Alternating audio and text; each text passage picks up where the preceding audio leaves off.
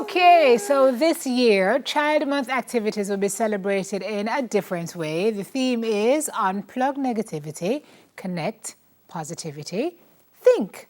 Joining us via Skype to tell us what is planned for this year, second Vice Chair of the National Child Month Committee, Nicole Patrick Shaw. Good morning, Nicole. Morning, Nicole. Hi. Hi, morning. Thanks for having me. Thank you for being here. How are you doing this morning? I'm fabulous. Oh, good. Glad to hear that. So Child Month this year looking a little differently than before. How are you guys coping with this new change and everything that's brought about by COVID? How has that redirected plans for this year?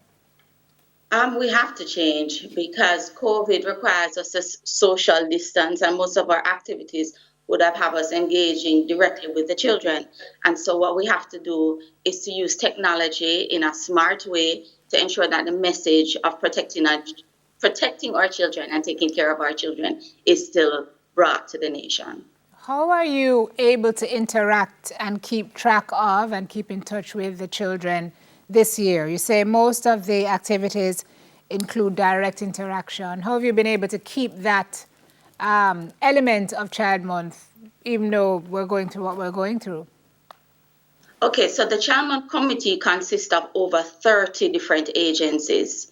The National Child Month Committee has been able to ensure that we keep connected with our children through these various agencies that work through the Ministry of Culture, Gender, Entertainment and Sports, and also through the Ministry of Information that disseminates information to the schools and to the communities. All right, so this year's theme, Unplug Negativity, Connect Positivity, Think. Walk me through it. What's the theme about?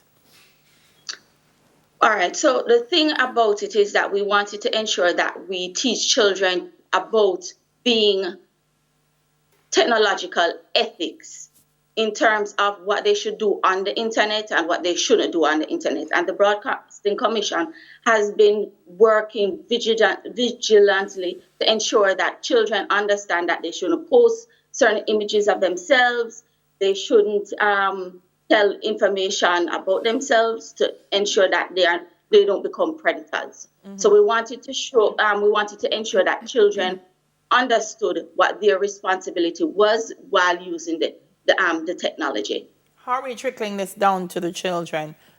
When I looked at the theme, I was like, the words. How are we translating this to the little ones so they understand what it means? All right, so we have a calendar of events, and on our calendar of events, it breaks it down on a day-to-day basis what parents can do and what children can do to ensure that they remain safe. Okay. So parents also have a big responsibility in ensuring that children understand the tools that they need to protect themselves on the internet, and also trying to have games, trying to have programs that we have designed throughout the year to ensure that the children are in loop in terms of what their rights are and what their responsibilities are. It's very important now, Nicole, especially since a lot of them are using said technology to further their education. So this theme is very timely. Yes, it is. Shows the upside, the upside as well as the downsides of the technology. Yes, it is. And so one of the things we wanted them to understand, especially for National Children's Day, which is on Friday, we wanted to have a picnic party. And in having the picnic party, we wanted to carry the theme across to the children so that they could understand that using technology is a good thing, but at the same time, they should use it in a responsible way. And so the picnic party is trying to use or to give children a voice in terms of how they understand the theme and also to show their creativity. All right. Well, tell us, what are you seeing in Jamaica in terms of patterns? Are children using too much online? Are they being monitored properly online? What are your findings? All right. So realistically, the times have changed. When I was younger versus when my son. So there can't be too much information. But what we need to do is to guide children in terms of the content that they see, and also trying to engage them. So there is a balance between technology and real life experiences. There's nothing like playing dandy shandy. There's nothing like climbing a tree, but at the same time, they have to be technically savvy in the 21st century. So we, as parents, we need to give the balance. Okay, so tell me about the activities that you have for the rest of this month. You had your virtual launch, I know that much. What else is planned? You have the picnic party coming up. What else is planned for the rest of May? So we had our launch on April the 15th. We had our church service on Sunday, May the 3rd. And we are going to have our picnic party on Friday at 2 o'clock on the Institute of Jamaica YouTube channel. And we are also planning to have a National Day of Prayer that is on Wednesday, May the 27th, and that will be at the Mandeville Seventh-day Adventist Church. And we also have a youth forum on Friday, November the 6th, where it gives children in secondary schools an opportunity to get their voice out and their concerns out. And we also have an award ceremony that we do later down in the year to recognize excellence in students from non-traditional schools and who have excelled.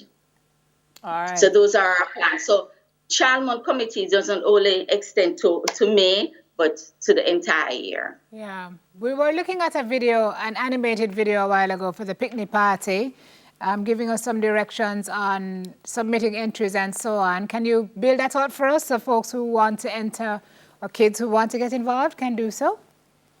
Right. I would love all the kids across Jamaica to enter. They can send their videos to ncmcja@gmail.com. And what are you looking for them to send? Their songs, poems, drawings, dance that represents the theme in their own way. So we have entries for children between the ages of 6 to 12, and we have another category for 13 to 17 years old. Okay. And so we'll have what we call a Viewers' Choice Awards, and we will also have the NCMC Awards. So we welcome all forms of arts from our lovely children. And that includes photographs as well, not just yes. talent and so on. Right.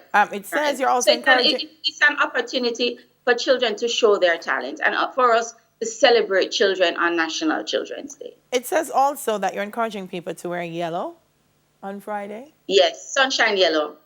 Sunshine yellow. Sunshine yellow.